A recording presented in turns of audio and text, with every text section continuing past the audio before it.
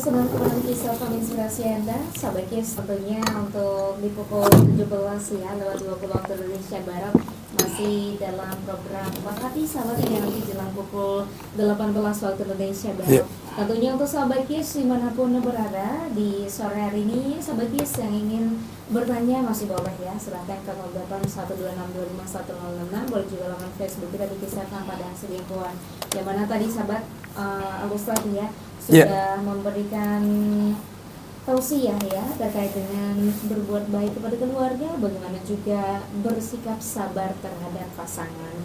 Dan sudah ada beberapa pertanyaan yang masuk ya Ustaz dari WhatsApp Ustaz. Iya, benar. Yang mana mungkin pertanyaan pertama ada Bang Cepis dari Panjangga. Iya, Masya Allah. Assalamualaikum Ustaz. Waalaikumsalam warahmatullahi wabarakatuh. Izin bertanya Ustaz. Iya, silakan Bang Cepis. Yang mana ada suami yang merantau bertahun-tahun, Iya. tidak ada kabar dan juga beritanya bagaimana. Iya, iya. Nah, pertanyaannya Ustaz, bolehkah si istri itu menikah dengan orang lain? Nah, mohon penjelasannya Ustaz. Assalamualaikum warahmatullahi wabarakatuh. Waalaikumsalam warahmatullahi wabarakatuh. Terima kasih kepada pendengar setia Obat Hati, yaitu ada Bang Cepis dari Panjanggar ya. Betul. Yang bertanya tadi tentang bagaimana tentang seorang istri yang ditinggal oleh suami merantau selama bertahun-tahun, kemudian tak ada kabar berita, entah sudah bagaimana, apakah masih ada ataukah sudah tiada.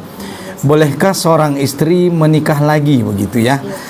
Jadi untuk menjawab pertanyaan dari Bang Cepis ini, pendengar Obat Hati yang dirahmati Allah Subhanahu wa taala, bahwa seorang istri ya atau seorang suami itu mempunyai hak dan tanggung jawab ya masing-masing terhadap pasangan.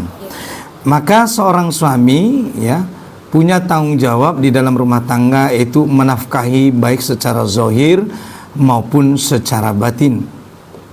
Begitu juga bagi seorang istri. Istri mempunyai hak yaitu untuk mendapatkan nafkah zahir maupun batin dari seorang suami.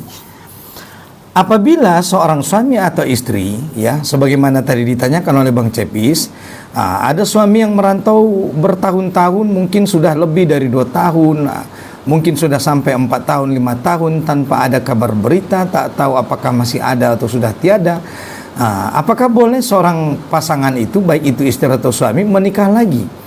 Karena sudah tidak tahu kabar berita tentang apakah suaminya masih hidup atau sudah tidak ada, apakah masih ada atau sudah tiada begitu ya. Jadi di dalam Islam ya, seorang suami atau istri itu apabila dia tidak mendapatkan nafkah zahir dan batin selama ya kurang lebih ya itu 3 bulan berturut-turut ya tanpa ada alasan yang dibenarkan oleh syara atau tanpa ada alasan yang jelas misalnya, maka bolehlah seorang suami atau istri itu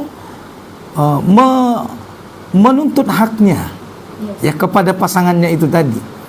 Maka dalam kondisi seperti tadi, misalnya suami yang sudah merantau 2 tahun lebih, kita tidak tahu apakah masih ada atau tidak, maka hendaklah dulu seorang istri itu dia mencari kabar berita tentang bagaimana kabar suaminya ya. Jangankan 2 tahun ya, sudah lebih dari 3 bulan, maka seorang istri berhak untuk mencari tahu bagaimana kabar berita tentang seorang suami. Karena memang batas kesanggupan antara suami dan istri itu biasanya paling lama itu ya, pendengar Obat Hati, adalah kurang lebihnya 3 bulan ya. 3 bulan batas yang diberikan maksimal oleh Allah Subhanahu wa taala bagi seorang istri ya, dia tidak mendapatkan nafkah batin. Nah, begitu juga bagi seorang suami. Maka antara suami dan istri ini punya hak. Maka kalau ada salah satu daripada kedua pasangan itu yang mengabaikan haknya atau tidak amanah di dalam rumah tangga, maka seorang istri atau seorang suami boleh menuntut haknya itu melalui yang namanya pengadilan agama ya. Karena memang suami istri itu ya, itu punya hak dan kewajiban ya. Jadi kalau ada kewajiban yang disia-siakan, itu berarti amat berdosa seorang suami. Bagaimana Mungkin ada seorang suami yang dia pergi merantau kurang lebih sudah 2 tahun lebih lamanya tanpa ada kabar berita. Berarti kan ini seorang suami telah sengaja ya menjolimi istrinya. Itu karena apa? Karena seorang suami dia berkewajiban untuk menafkahi istri baik secara zahir dan batin. Nah, yang perlu dipertanyakan ya, selama 2 tahun lebih tanpa ada kabar berita itu, apakah seorang suami atau istri itu tetap masih melaksanakan apa kewajibannya, tanggung jawabnya begitu. Tapi kalau misalnya Mbak Gia dan pendengar Rumah Hati, kalau suami itu misalnya dalam merantau 2 tahun itu walaupun mungkin tidak ada kabarnya misalnya, tetapi belanja masih terus dikirim, berarti itu suami masih melaksanakan tanggung jawabnya dan seorang istri masih mendapatkan haknya, ya kan? Yang jadi masalah adalah kalau misalnya selama 2 tahun itu tanpa ada kabar berita tadi, seorang istri tidak mendapatkan apa yang menjadi haknya sebagaimana yang telah dijelaskan oleh Allah dan Rasulnya. Maka kalau keadaannya seperti itu, bolehlah seorang istri menuntut suaminya ke pengadilan, lalu nanti pengadilan yang memutuskan tentang permasalahan di rumah tangganya. Kalau nanti misalnya pengadilan ya memutuskan misalnya menjatuhkan talak, barulah seorang istri boleh menikah lagi atau seorang suami boleh menikah lagi dengan pasangannya yang baru. Jadi itu prosedur yang harus dilakukan. Jangan langsung misalnya tak ada kabar 2 tahun, tak ada usaha dari istri untuk mencari kabar, kemudian tiba-tiba menikah. Ini kan tidak ada usaha ya, tidak ada usaha untuk mendapatkan mencari tahu kabar berita dari pasangannya. Dan kalaupun ada misalnya suami yang merantau ya janganlah saya seperti itu ya, pendengar Rumah Hati ya, memberi kabar yang baik, bersikap yang baik kepada keluarga sebagaimana tadi judul daripada tema kita ini.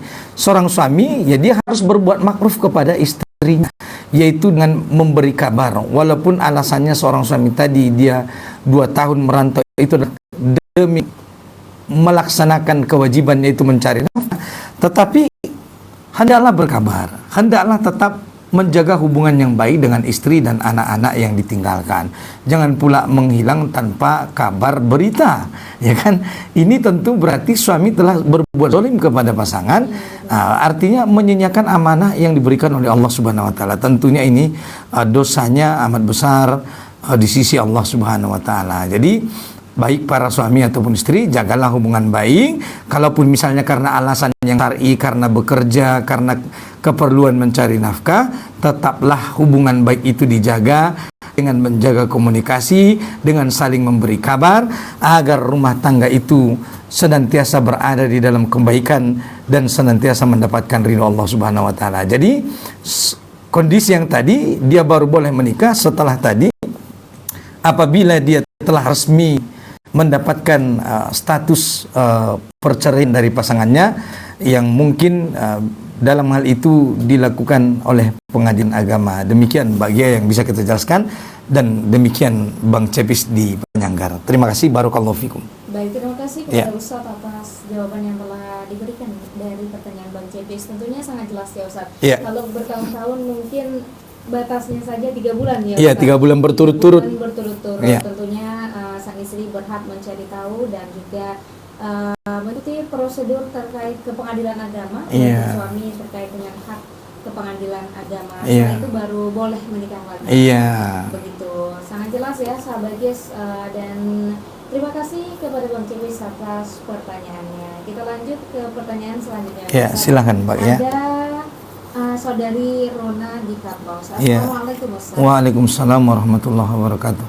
Ustaz, kalau sudah tidak tahan dengan sikap pasangan dan akhirnya memilih untuk bercerai, nah apakah itu Ustaz berarti gagal menjaga amanah pernikahan, atau justru ini bentuk ikhtiar atau usaha agar tidak terus berdosa? Begitu Ustaz. Iya, terima kasih kepada Rona di Kapung Losung yang bertanya bagaimana kalau pernikahan rumah tangga itu dalam keadaan gagal ya. Jadi apakah itu termasuk sebagai sikap menyanyiakan amanah? Kemudian apakah itu berdosa ya sikap seperti itu?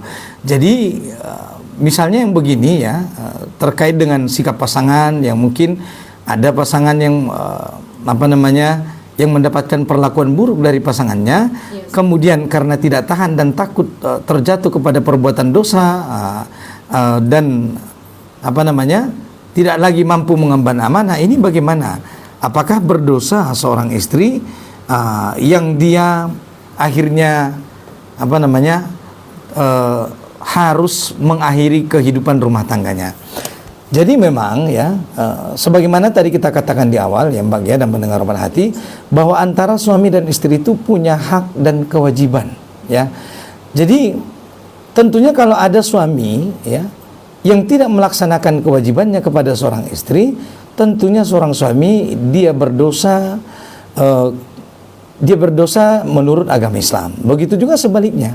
Kalau ada seorang istri yang tidak melaksanakan kewajibannya kepada seorang suami, tentu berdosalah seorang istri berdasarkan hukum-hukum yang kita pelajari di dalam agama Islam. Jadi oleh karena itu, kalau ada suami, ada istri yang terpaksa harus mengakhiri rumah tangganya karena khawatir misalnya dia terjatuh kepada perbuatan dosa, atau artinya rumah tangga itu tidak lagi mendatangkan kebaikan, maka Islam membolehkan ya sebagai solusi yang terakhir.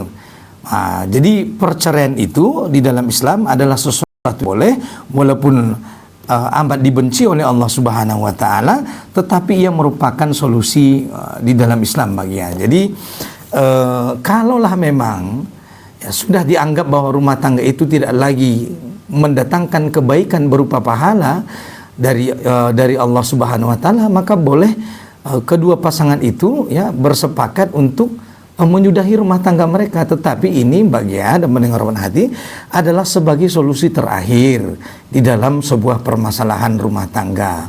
Jadi kalaupun terjadi perceraian itu ya mungkin itulah sebagai yang terbaik ya.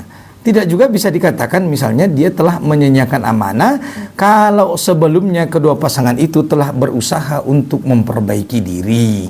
Jadi di antara kedua pasangan itu kalau ada masalah, maka hendaklah terlebih dahulu memberikan kesempatan bagi kedua belah pihak untuk memperbaiki diri. Jangan langsung misalnya minta cerai, cerainya pula talak 3 misalnya kan. Itu artinya berarti pasangan itu menutup diri dan menutup kesempatan bagi pasangannya untuk memperbaiki diri dan berbuat baik kembali. Ini tidak boleh. Makanya oleh karena itu hendaklah sebelum menuju kepada perceraian sebagai solusi terakhir, ada langkah-langkah yang harus dilakukan terlebih dahulu. Misalnya dengan mencari hakim yang adil ya untuk mendamaikan kedua pasangan, atau mungkin misalnya suami yang mendidik istrinya dengan mengingatkannya dengan cara misalnya pisah tempat tidur tapi tetap dalam rumah yang sama. Tidak mempan juga misalnya, maka boleh seorang suami memukul istrinya, tapi pukulan yang mendidik dan bukan pada tempat yang dilarang, tetapi hanya pukulan untuk mengingatkan istri, bukan yang menyakiti, agar dia sadar akan kesalahan yang dia lakukan. Kalaulah sudah dilakukan yang 3 hal itu, misalnya menasihati istri, kemudian mencari hakim yang adil, menasihati kedua belah pihak, kemudian juga misalnya sudah pisah tempat tidur, ternyata juga tidak ada perubahan-perubahan dan kebaikan, justru malah lebih parah lagi, maka apa boleh buat? Maka perceraian adalah sebagai solusi terakhir, dan tentunya ini tidak bisa dianggap sebagai menyanyiakan amanah, karena memang telah ada upaya-upaya, ada usaha-usaha yang dilakukan sebelumnya.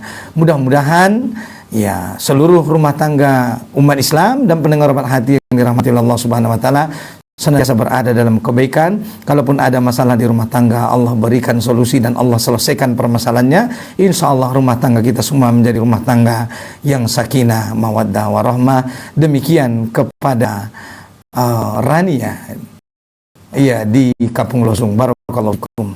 Baik, terima kasih kepada Ustaz atas jawaban yang telah diberikan dari pertanyaan terkait dengan sikap pasangan yang akhirnya memilih bercerai. Dan Ustaz juga udah memberikan tadi sahabat Kis, tentunya cerai itu memang bukan solusi pertama ya. Iya, bukan solusi pertama. Solusi terakhir yang mungkin tidak ada lagi bisa untuk menyatukan antara kedua belah pihak. Iya, benar. Begitu, Iya. sahabat Kis.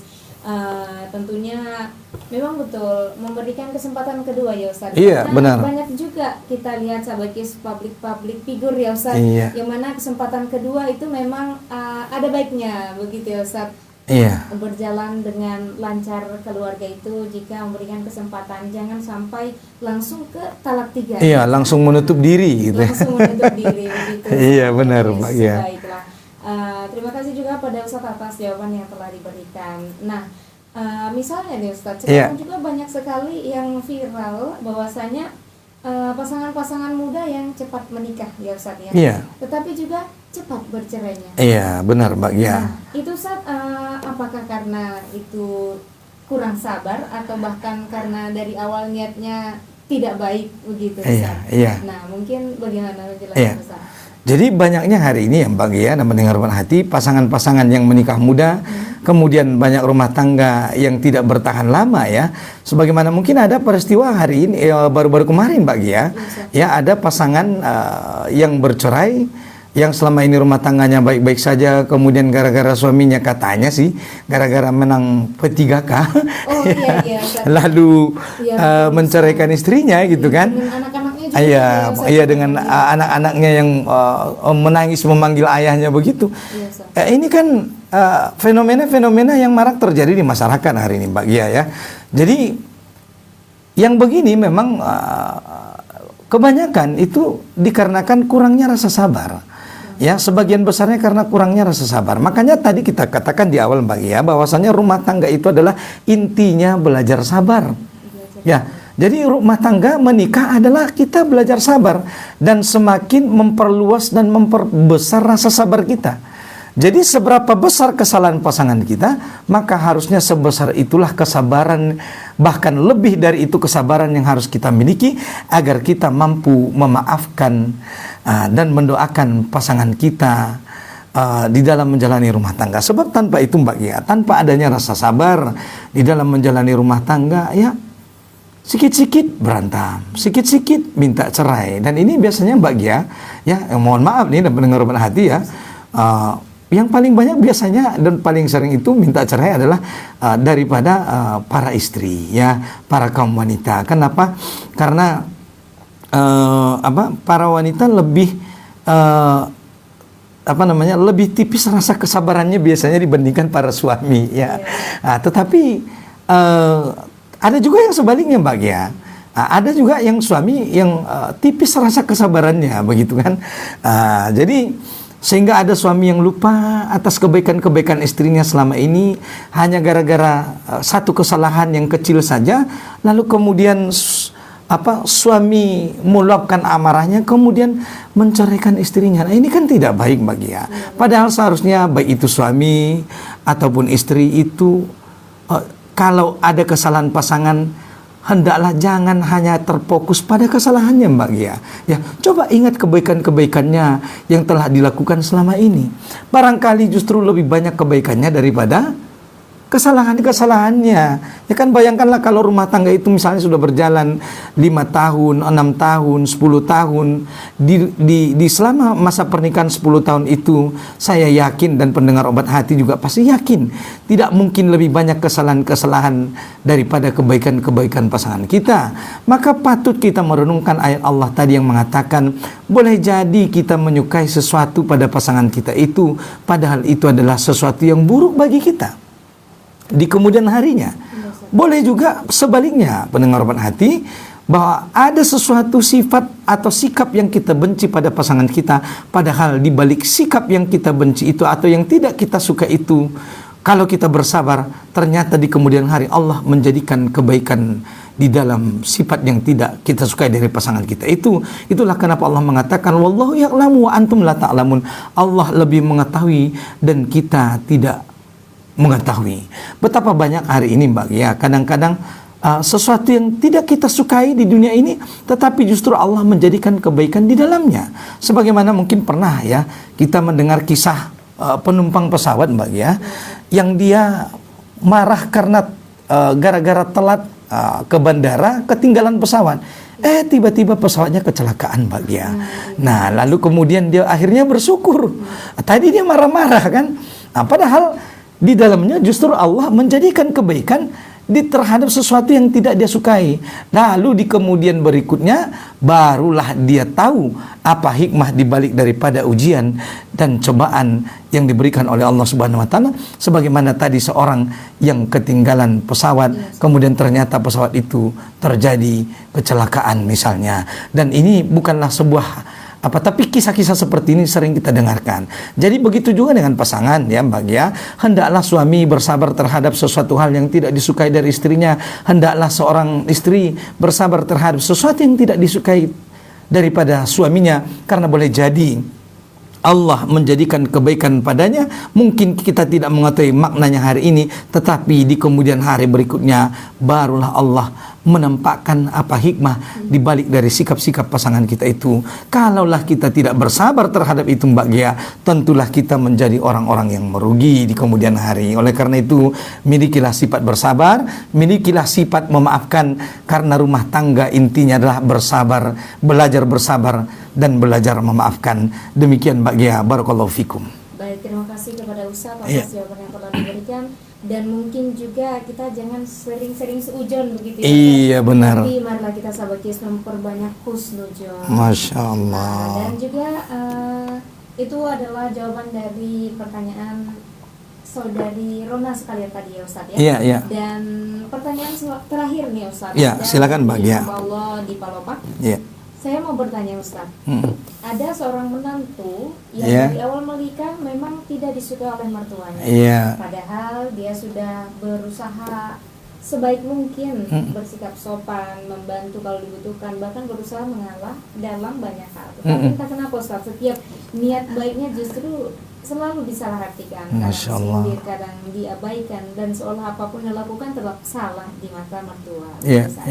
Dalam keadaan seperti ini Ustaz, dia tetap mencoba bersabar dan berbuat baik tanpa membalas dengan kebencian. Tapi di sisi lain, hubungan mereka juga tidak pernah membaik meski sudah bertahun-tahun. Nah, yang ingin saya tanyakan Ustaz, apakah kesabaran dan juga kebaikan yang dilakukan dengan tulus itu tetap dinilai sebagai amal kebaikan oleh Allah? Walaupun tidak ada perubahan dalam hubungan tersebut. Begitu Ustaz, cukup panjang ya Ustaz. Masya Allah, panjang sekali pertanyaan hamba Allah Subhanahu wa taala ya.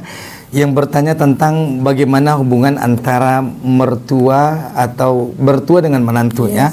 Di mana selalu menantu ini sebaik apapun sifatnya di dalam menjaga hubungan baik antara menantu dengan mertua, tetapi mertua menganggap bahwa menantunya ini tidak pernah baik di matanya, selalu dianggap salah. Sebaik apapun sudah berusaha berbuat baik, sudah berusaha mengambil hati ya, tetapi tetap dinilai bahwa menantulah yang salah, ya kan? Jadi ini bagaimana? Apakah tetap dinilai sebagai sebuah amal kebaikan? Ya, saya teringat dengan ayat Allah Subhanahu wa taala Mbak ya, dan hamba Allah Subhanahu wa taala, pendengar hati yang bertanya tadi, dengan ayat Allah Subhanahu wa taala di dalam Al-Qur'an surah Al-Muluk ayat 2. Ya, bagaimana sebuah amal itu diterima? Allah Subhanahu wa taala berfirman di dalam ayatnya, "Alladzi khalaqal mauta wal hayata liyabluwakum ayyukum ahsanu amala wa huwal azizul ghafur." Yang artinya, dialah Allah yang menciptakan yang bernama kematian, yang menciptakan yang bernama kehidupan, untuk menguji kita hamba-hambanya, siapa di antara kita yang ahsanu amala, yang amalnya menjadi amal yang paling baik. Oleh karena itu pendengar hati, dan termasuk hamba Allah Subhanahu wa taala tadi yang bertanya, jadi ujian daripada Allah Subhanahu wa taala, sebagaimana tadi disebutkan, ada mertua yang tidak pernah menganggap baik menantunya, maka ini boleh jadi merupakan ujian kehidupan di dalam berumah tangga. Kalau seorang menantu mendapatkan perlakuan buruk dari mertuanya, bagaimanapun sikap-sikap kebaikan seorang menantu yang selama ini dia lakukan, kalau menantu ini melakukan kebaikan-kebaikan itu walaupun dibalas dengan keburukan oleh mertua, dia lakukan perbuatan baik itu, amal soleh itu dengan niat yang ikhlas dan cara yang benar, maka kata Imam Fudail bin Iyad sebagaimana menjelaskan tadi surah Al-Mulk ayat 2 bahwa dikatakan amal yang baik itu diterima oleh Allah Subhanahu wa taala dengan dua syarat tersebut, yaitu dengan niat yang ikhlas dan cara yang benar. Maka insya Allah hamba Allah Subhanahu wa taala tadi yang telah berusaha senantiasa ikhlas terus-menerus berbuat baik kepada mertua dan dengan cara yang baik pula, maka insya Allah amal itu tetap bernilai pahala di sisi Allah Subhanahu wa taala, walaupun tadi dikatakan bahwa tetap saja menantu ini dianggap salah dan tidak pernah baik di mata mertua. Tetapi kalau menantu ini di dalam berbuat baik kepada orang tuanya, yaitu mertuanya tadi, dengan niat yang ikhlas hanya semata-mata mengharap ridho Allah Subhanahu wa taala, tidak mengharap ridho manusia, kemudian niat amal soleh kebaikan itu dilakukan pula dengan cara yang benar. Cara yang benar dimaksud di sini adalah sesuai dengan perintah dan larangan daripada Allah dan Rasulnya, maka insya Allah amal itu tetap bernilai pahala kebaikan di sisi Allah Subhanahu wa taala, yang insya Allah pahala itu kelak akan Allah balas dengan surganya, surga yang mengalir di bawahnya sungai-sungai. Maka pendengar obat hati yang dirahmati Allah Subhanahu wa taala, kalau ada rumah tangga kaum muslimin yang mendapati mertua seperti ini, maka hendaklah kita bersabar, karena kesabaran kita itu hanyalah sebentar. Kita bersabar seumur hidup, maka kesabaran kita seumur hidup itu kelak akan mendapatkan kesudahan yang baik di negeri akhirat kelak. Kalaupun kita bersabar sakit, perih, paling-paling kita menahankannya sampai berumur 60 atau 70 tahun, hanya segitu. Maka bersabarlah kita di dalam menjalani kehidupan dunia ini, seberat apapun ujian rumah tangga, seberat apapun ujian yang kita hadapi dari pasangan kita, selagi kita ikhlas, selagi kita melakukan amal-amal kebaikan itu dengan cara yang benar, sesuai dengan apa yang diridhai oleh Allah dan Rasulnya, maka insya Allah amal itu akan bernilai pahala di sisi Allah Subhanahu wa taala. Mudah-mudahan kita semua pendengar obat hati, Allah senantiasa jaga diri kita dan keluarga kita, Allah perbaiki hubungan-hubungan kita dengan keluarga kita. Mudah-mudahan rumah tangga kita menjadi rumah tangga yang sakinah, mawaddah warahmah, insya Allah. Bahkan rumah tangga itu tidak hanya menjadi surga di dunia, tetapi juga nanti menjadi surga yang sesungguhnya, yaitu di negeri akhirat yang abadi. Amin, amin ya rabbal alamin. Barakallahu fikum. Demikian yang bisa saya jelaskan, Mbak Gia. Baik, terima kasih kepada Ustadz yang telah menjawab pertanyaan dari hamba Allah, yang mana dari Palopati yang sakit. Tentunya sahabat KIS, apabila kita tetap tulus dan tidak membalas keburukan, benar. maka Allah tetap menilai itu sebagai amal kebaikan yang besar di sisinya. Baiklah, mungkin sampailah kita pada closing statement ya Ustadz. Dipersilakan kepada Ustadz atas mungkin kesimpulan dari tausiah tadi dan juga pertanyaan-pertanyaan dari sahabat. Terima kasih Mbak Gia, dan terima kasih pada pendengar obat hati yang dirahmati oleh Allah Subhanahu wa taala. Sampailah juga kita di penghujung waktu daripada program obat hati di radio kesayangan kita, Radio 106,6 KIS FM. Adapun kesimpulan kita terkait dengan tema kita hari ini, yaitu berbuat baik kepada keluarga dan bersikap sabar terhadap pasangan, adalah hal yang patut harus kita usahakan dan patut kita perjuangkan di dalam kehidupan rumah tangga.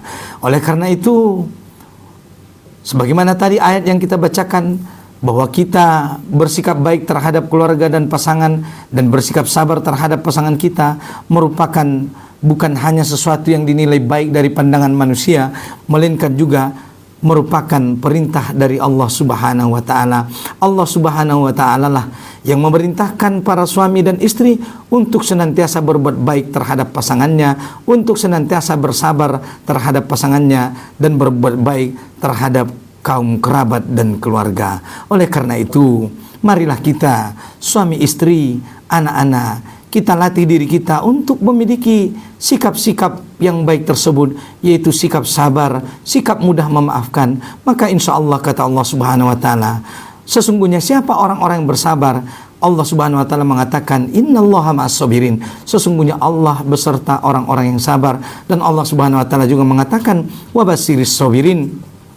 Berikanlah kabar gembira bagi orang-orang yang bersabar di dalam menjalani kehidupan dunia, bahwa kelak bagi mereka Allah sediakan kesudahan yang baik, yaitu Allah balas kesabaran mereka itu dengan sorga seluas langit dan bumi, yang insya Allah orang-orang beriman kekal di dalamnya. Maka insya Allah dengan niat yang ikhlas, dengan cara yang benar, dengan sikap sabar dan mudah memaafkan kesalahan dari pasangan kita, mudah memaafkan kesalahan daripada keluarga kita, maka insya Allah keluarga itu akan menjadi keluarga yang sakinah, mawaddah, warahmah. Bahkan rumah tangga itu akan menjadi baiti jannati, rumah tanggaku adalah surgaku, bahkan akan menjadi surga sebelum surga yang sesungguhnya. Mudah-mudahan seluruh rumah tangga kaum muslimin dimanapun berada menjadi surga sebelum surga yang sesungguhnya, dan insya Allah kemudian di kemudian hari Allah kumpulkan kita kembali bersama istri, bersama suami, bersama anak-anak kita, bersama orang tua kita, bersama dengan Nabi yang kita cintai, dan seluruh orang-orang mukmin yang beriman. Allah kumpulkan kembali kita di surga Allah Subhanahu wa taala karena amal-amal baik kita, karena iman dan takwa kita kepada Allah Subhanahu wa taala. Terakhir kami menyampaikan, tetaplah kita istiqomah di dalam menjalani kehidupan ini, senantiasa berada di jalan yang lurus, yaitu di jalan iman dan takwa. Mudah-mudahan rumah tangga kaum muslimin, rumah tangga yang memperoleh keberkahan dari Allah Subhanahu wa taala. Amin. Amin ya rabbal alamin. Demikian sebagai closing statement dari kami. Mohon maaf apabila ada kesalahan dan kekurangan atau penyampaian yang kurang tepat. Sampai bertemu di program Obat Hati di hari Ahad yang akan datang. Wabillahi taufiq wal hidayah. Barakallahu fikum. Subhanakallahumma wa bihamdika asyhadu an la ilaha illa anta wa astaghfiruka wa atubu ilaik. Assalamualaikum warahmatullahi wabarakatuh. Waalaikumsalam warahmatullahi wabarakatuh. Alhamdulillah sahabat Kis, untuk program Obat Hati sampai di sini kami hadirkan untuk Anda. Tentunya sahabat Kis, luar biasa sekali tausiah dari Al-Ustaz pada edisi hari ini terkait dengan berbuat baik pada keluarga, bersikap sabar terhadap pasangan. Tentunya sahabat Kis, ini sangat bermanfaat tentunya untuk kita di kemudian hari, untuk yang belum menikah ya Ustaz. Iya, benar. Yang mungkin sudah berkeluarga, sahabat Kis, semoga keluarganya Allah jaga dan mudah-mudahan menjadi keluarga yang sakinah, mawaddah, warahmah. Amin ya rabbal alamin. Allah ni'mal wakil, ni'mal maula wa ni'mal nasir. Dan juga sahabat Kis, sampai di sini untuk program Obat Hati. Terima kasih untuk semua sahabat yang sudah berpartisipasi memberikan pertanyaan pada edisi Obat Hati kali ini. Dan Dian Kriani sahabat Kis masih membersamai Anda nanti pada pukul 19 waktu Indonesia Barat pada terus 106.6 Kiss FM, inspirasi Anda.